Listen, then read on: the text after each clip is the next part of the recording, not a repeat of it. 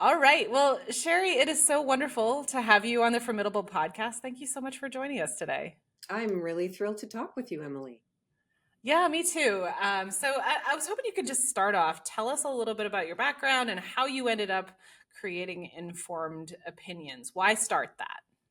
Well, early on in my career, when I was just a grad student, I joined the board of a national women's organization here in Canada called Media Watch. And Informed Opinions is actually an outgrowth of Media Watch. And so, way back in the early 90s, I joined its board. The mandate of the organization was to improve the portrayal of women and girls in the media. And as a board member, I was invited to comment on the demise of the Miss Canada beauty pageant.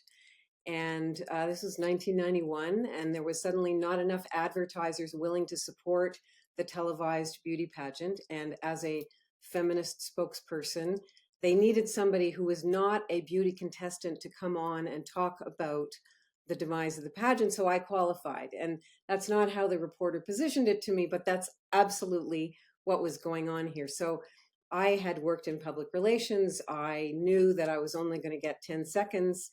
And I crafted my soundbite. I looked into the camera and said how thrilled I was that a contest treating women's bodies like cattle at an auction was no longer popular enough to support advertisers. And they aired my clip between 10 seconds of Miss Canada 1990 and 10 seconds of Miss Canada 1991, which caused my ordinarily supportive mother to call me and say, "Honey, you looked awful." I looked fine. The reason I tell the story, though, is that I had way more to say than the 10 seconds they gave me.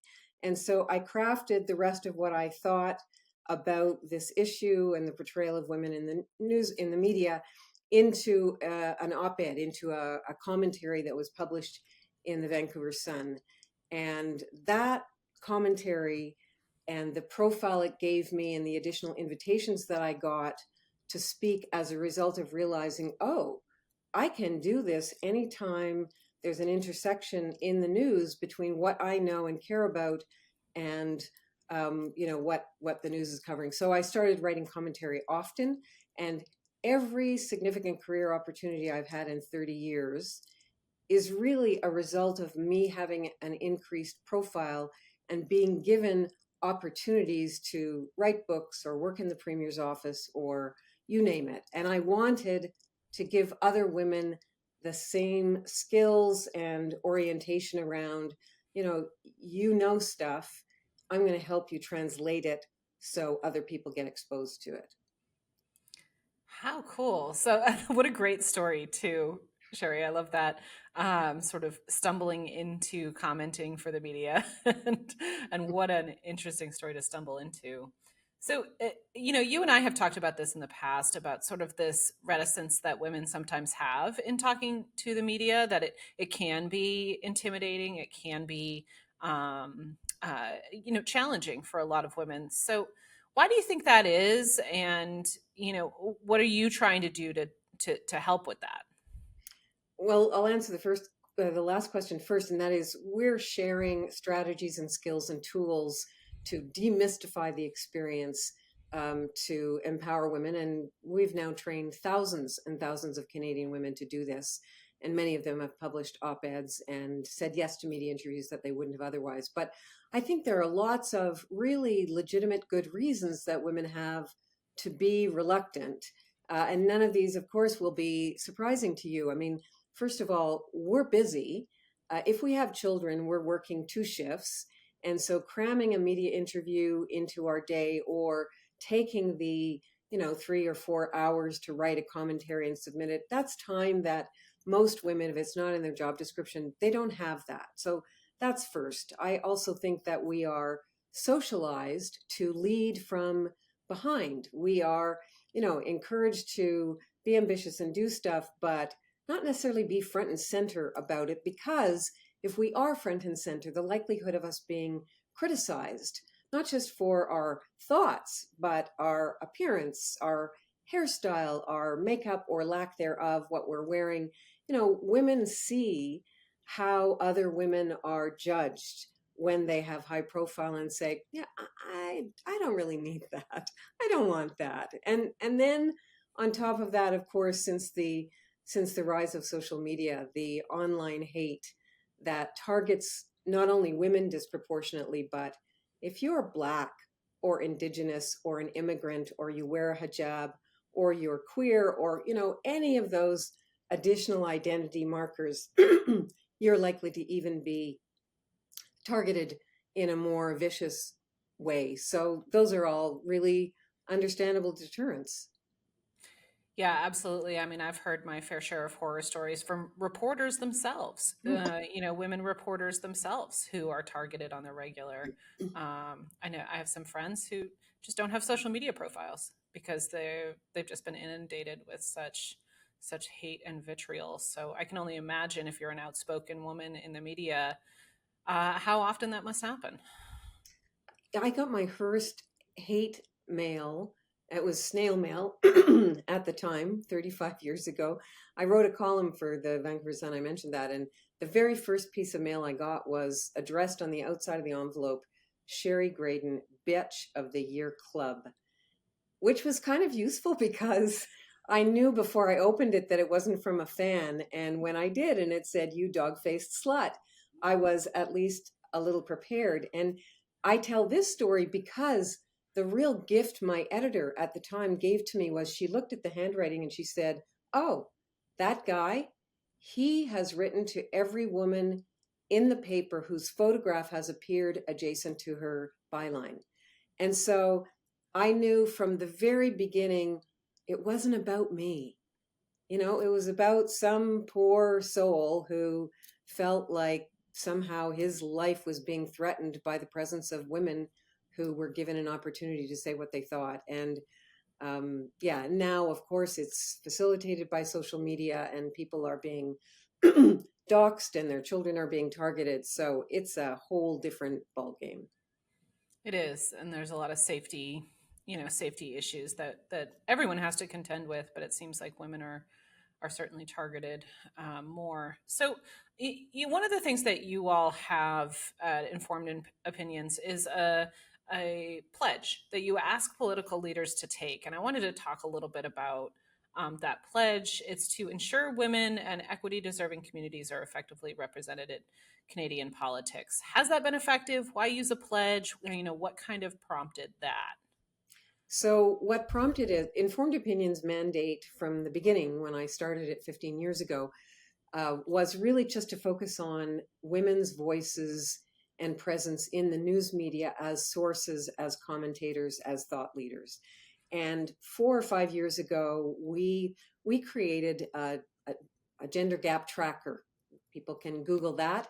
What comes up is an online digital analytics tool that measures in real time the ratio of men versus women being quoted and featured as sources. And we did that to encourage news organizations and journalists to actively track how often they were quoting men versus women so that they would do better, because when they track, they do better. One of the things we discovered from that research was that 60% of the most quoted sources in Canada, this is probably true in the US too, were elected officials.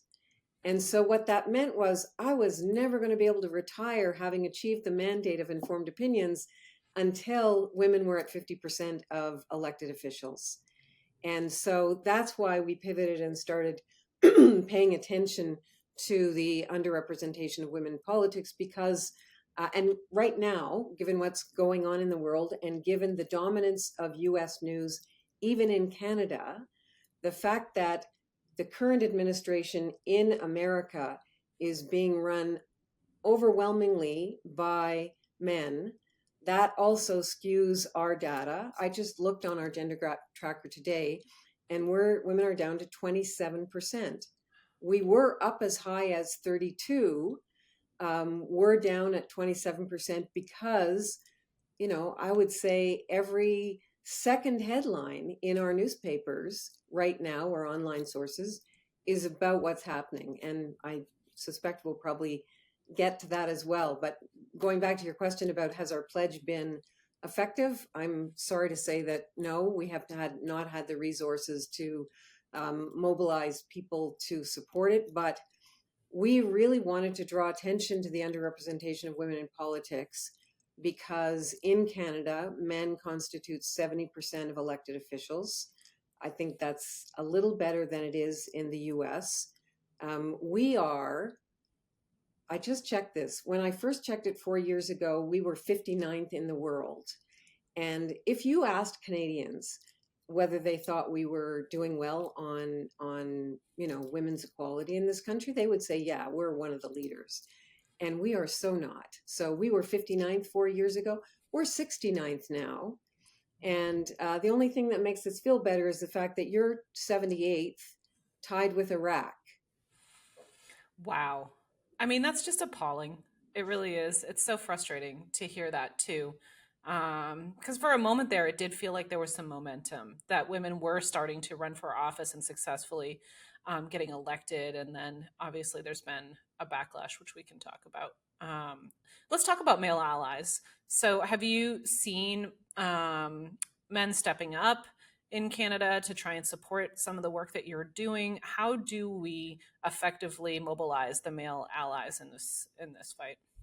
Well, I think one of the things to talk about, and we certainly emphasize this, is the fact that um, women are half the population, and none of us always vote in our own self-interest. I think that's unrolling in your country every day now, that all sorts of people got hoodwinked into voting against their own self-interests.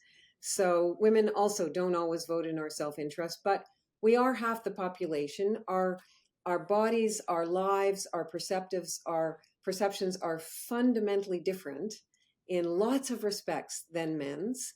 And so politicians and political parties, both of which have the power to change the current dynamic. So, let me just back up and say, we think that, well, yes, it's up to women. Women need to run, and that's how they'll become 50%. But the 69 countries around the world that are ahead of Canada, it's not that those countries are not all so different or so much better than Canada, but the politicians and political parties in those countries have made system-wide changes to the way politics works. So Mexico, for example, just staying within North America hemisphere, Mexico is fourth in the Wow. world. We're 69th, you're 78th. Mexico is fourth because even though they're a deeply Catholic, macho country, they rewrote their constitution to say that democracy depends on representation. We all accept that. California has to have seats. Maine has to have seats. Women are 50% of the population. They need to be 50% in the federal House of Parliament. So if Mexico could do that, the US could do that, Canada could do that. And here in Canada, you asked me about allies, and I took a big detour. But Prime Minister Justin Trudeau, who recently resigned and has been succeeded by somebody in his party, he appointed a gender balanced cabinet in 2015. That made headlines all over like it was some miracle. But the Premier of Quebec, our French speaking province, had also appointed a gender balanced cabinet even before Justin Trudeau. The Premier of BC, the governing caucus in the province of British Columbia, is, I think, a majority of women. I think they're at 53% women. And that government brought in a whole bunch of women's health initiatives that are really smart policy and happen to benefit women. I'll just give you one example. If you live in the province of British Columbia and you are a woman of reproductive age and you're heterosexual and you're having intercourse, you get birth control for free. Because for every $1 invested in preventing unwanted pregnancy, governments save, and healthcare in Canada is much more accessible and free here. So governments save $9 for in health and social services costs. So would that policy have been introduced if the government wasn't 50-50 or even slightly more women? Probably not. But it was a male premier who was in power at the time that happened. What a great example, and just smart policy too.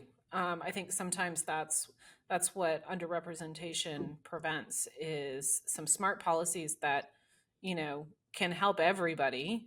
Saving the country money, saving the province money, while also supporting women's rights and a woman's right to choose something that is also being eroded in our country. Um, Yes. Unfortunately. So let's talk about how things are going in Canada right now. We physically are not that far apart right now. You and I. I'm in Seattle, and you're in Vancouver, right?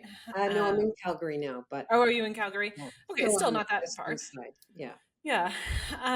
So I'd really love to hear you just talk a little bit about some of the concerns that you've had. You've been very vocal about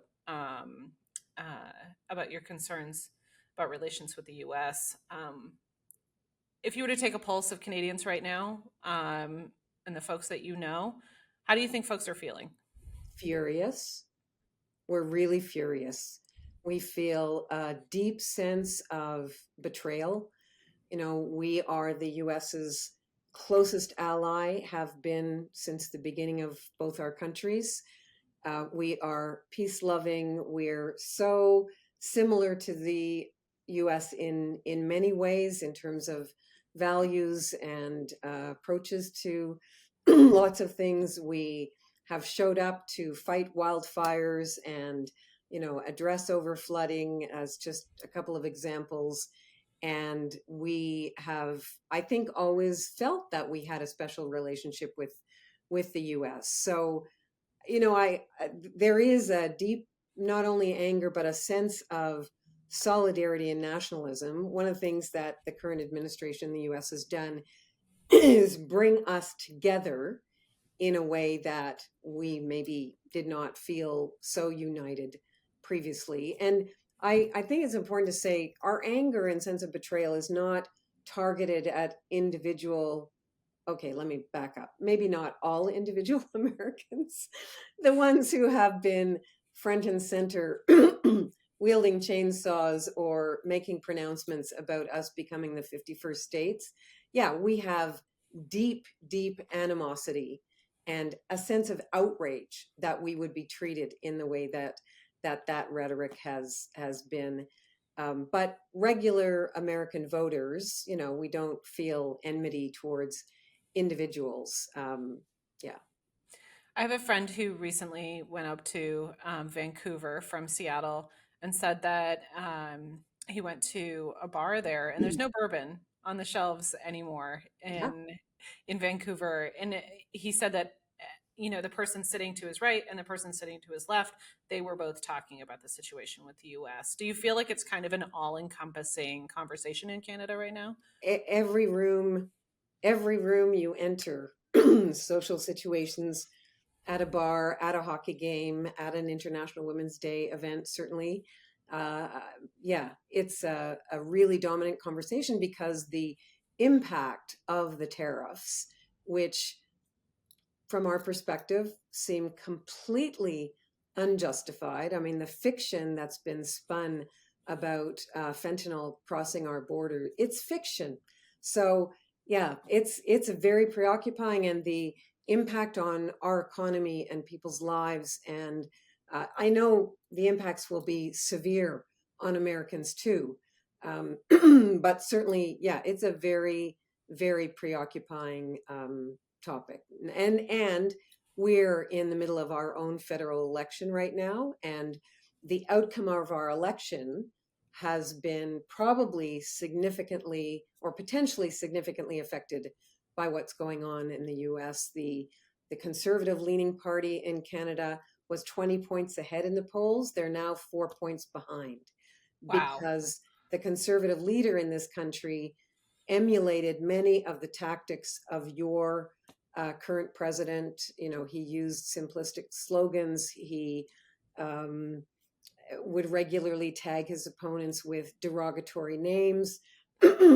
He seemed to be emulating, excuse me, the president in a way that, yeah, people found deeply discomforting the more we watched what was going on south of the border. Yeah, that's such an interesting shift, really quickly too, which you don't usually see in politics. A change that swings that fast. I think that was my observation from my perspective. Was wow, that's a dramatic political shift in a short period of time. Yeah, and it's because um, I don't know if Canadians read more reliable news sources than Americans. Probably not. There are probably lots of Canadians who are uh, ignorant and who are consuming social media, conspiracy theories, or misinformation. But I subscribe to the New York Times and the Atlantic and the New Yorker. And I think the rest of the world is looking at what is happening in your country. And what we see is a dictatorship in the making. And the comparisons that are being made in some places to Nazi Germany probably feel really extreme to many Americans. But from outside your country, where we're not getting the propaganda that is being fed to Americans by sources that are really parroting the administration's perspective, or are beholden to Elon Musk in some way, the parallels are deeply chilling. And your listeners may know or may not, but three really, really globally respected scholars at Yale University have just decided to come to Canada, and their expertise is in the rise of fascism. And so here are people with deep knowledge about how that happened in Nazi Germany or Italy or elsewhere, and who are living in your country saying, wow, this is a disaster. And there is not that the checks and balances that we thought we had are actually not working. And we need to get out of here to protect our racially diverse or Jewish kids. Yeah, I did see that story and found that particularly disturbing. My family immigrated to the United States. My mom's side of the family fleeing Nazi Germany, and I think I heard somebody say the other day that the difference between Jewish people and a lot of other Americans is we believe you when you say that you're going to come for us. And Yeah. I think that is really it's really struck a chord with me as we watch the deportations of a lot of migrants and immigrants to this country, including people here in Washington State, where I live, that have been stuck trying to come back from trips overseas. So, and of course, when you go up to the Canadian border, just north of Seattle here, there's not nearly as much activity. There used to be a long line to get in there, and what that tells me as a business person in Seattle is that the hope of the return of tourism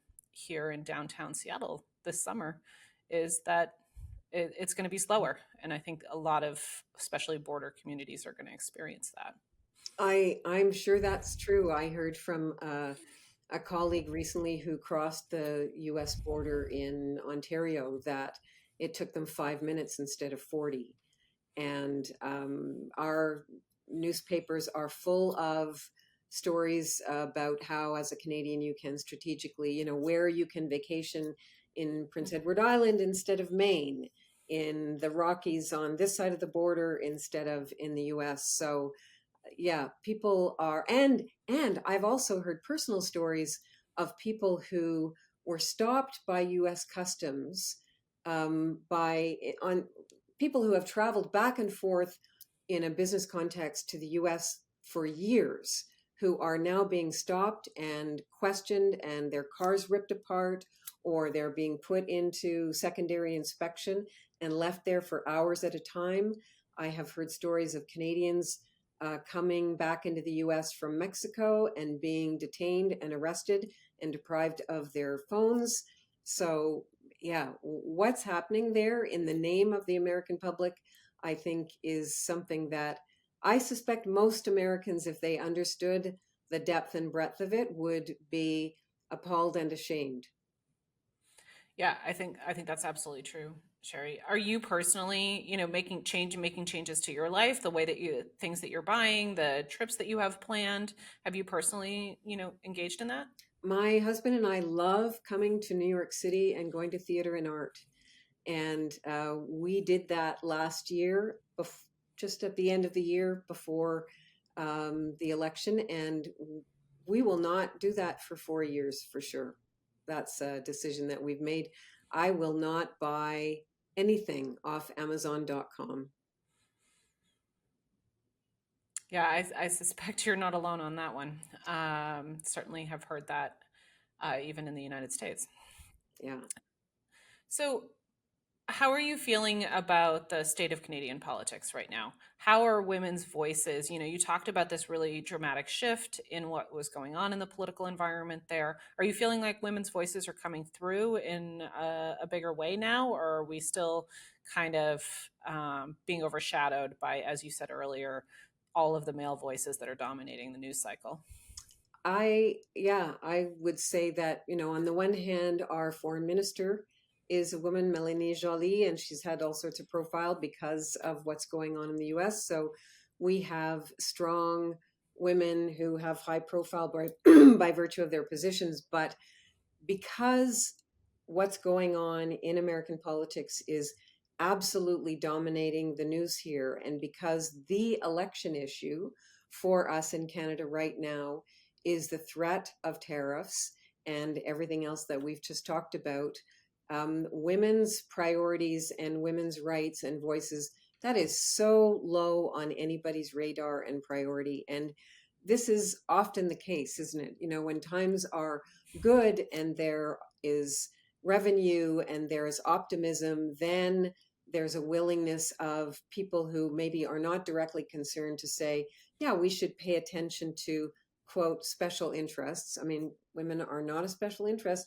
We're half the population, but our priorities and needs have been marginalized for so long that when a country is facing, as we feel we are, an existential threat, um, the rights of individual minority groups or women included become much less a topic of conversation. The prime minister who succeeded Justin Trudeau, Mark Carney, he appointed a new cabinet, which is only lasting until the 28th of April because the election will determine the outcome. But there is no dedicated minister of women's equality in his cabinet because he pared it down and said, okay, we're focusing on economic issues, trade, we're trying to figure this out. So yeah, I mean, we're not seeing right now the kind of rollback of reproductive rights that you're experiencing in the US. And our system has generally been a little bit more robust than yours. We don't have some of the dimensions that you have in America, forcing a confrontation with the religious right, for example. That is not so dominant here. But are women worried about a rollback of the things that we prioritize under the next government or in this environment? Absolutely. Absolutely. Yeah, for sure.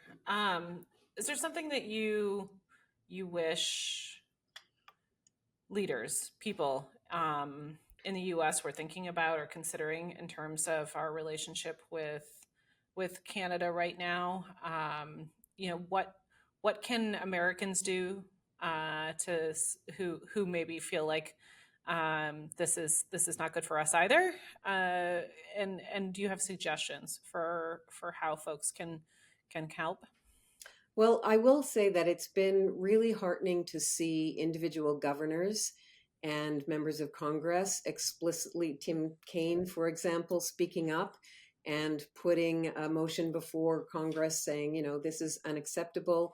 So we are noticing when that happens and are really appreciative when we see people speak truth to power, because it does seem, as a Canadian consuming a lot of American news, that there is this whole cohort of people around your president who are not actually challenging the rationale behind what's doing. And so when somebody does articulate the reality of the fact that tariffs on us at the border because of fentanyl, like, you could come up with a reason for tariffs, but that's not a defensible one. We noticed that. And I think looking at the US and seeing, having viewed America, and I think this is not just a Canadian perspective, this is a European, around the world perspective.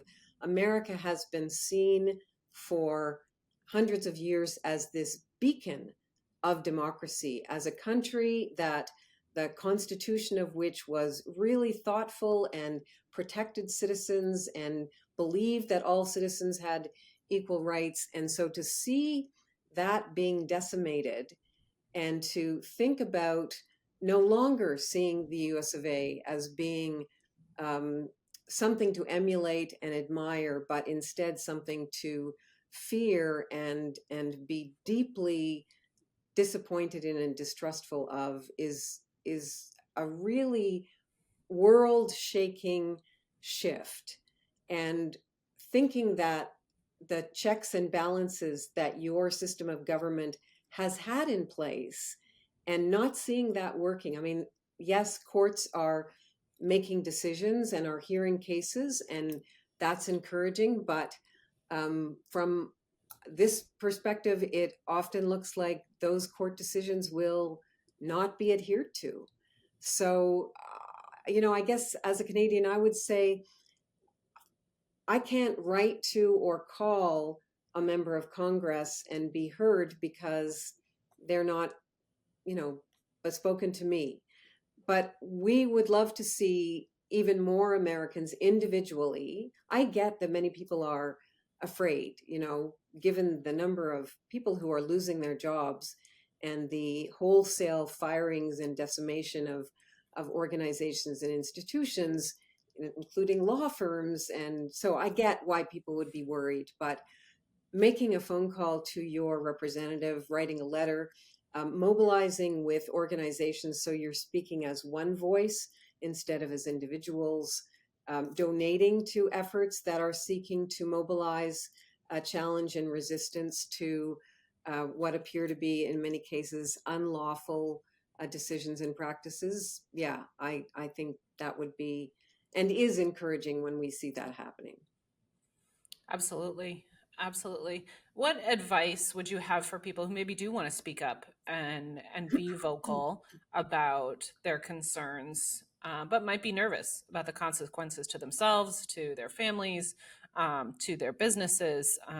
You've been coaching women for years on this topic, and it feels like now is a really important time to take into account the consequences to speaking out, and the consequences to not. Do you have some thoughts on that, Sherry?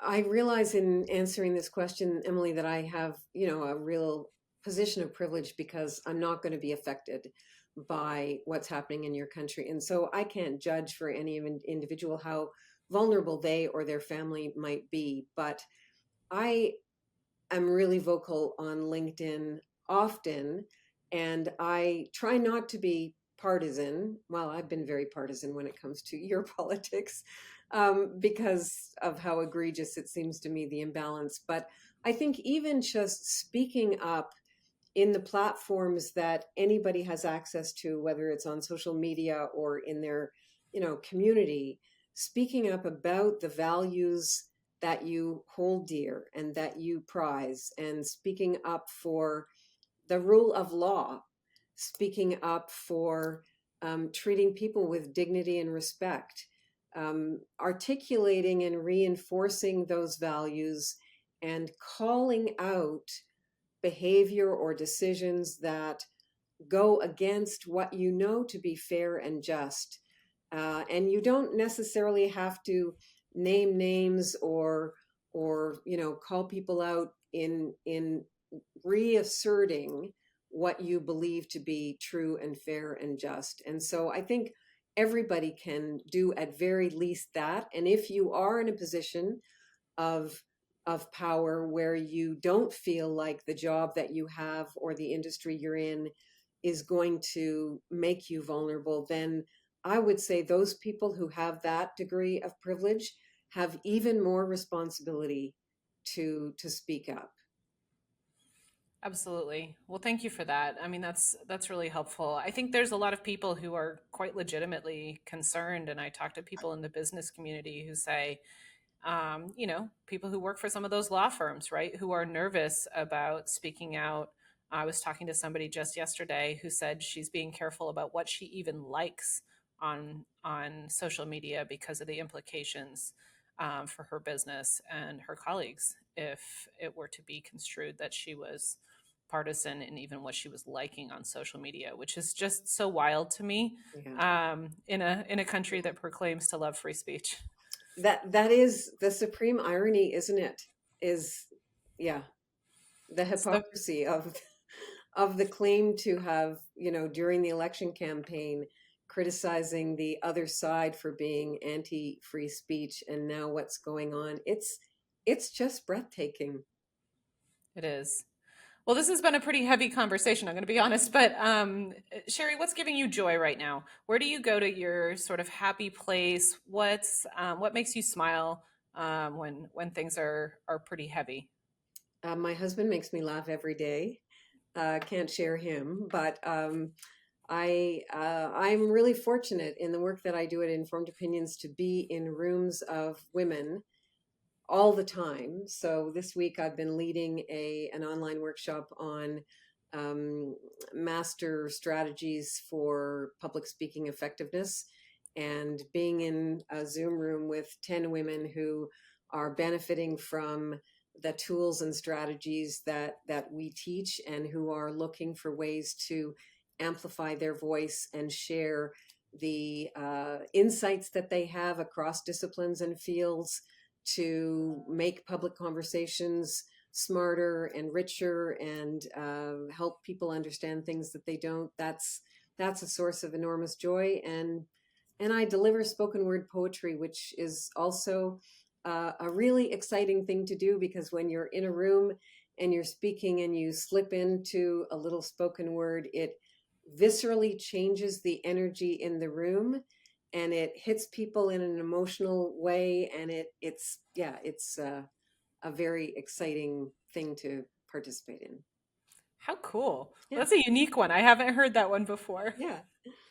No, that's awesome. Well, Shari, thank you so much for being here. Thanks for joining me on the podcast. I just really appreciate the conversation and your perspective on the everything that's going on in the world right now. I really, really appreciated the opportunity to speak with you, Emily. I suspect there are lots of Canadians who would love to speak to America and say, guys, no, don't do this. So yeah, I get that the conversation was pretty heavy, but I appreciate the opportunity to speak to folks in your network. Well, thank you so much again, and best of luck with everything that you're doing with Informed Opinions. We really love the mission at Formidable, and we couldn't be more proud to have been inspired by some of the work that you were doing in Canada. Thank you so much, and best of luck with your initiative.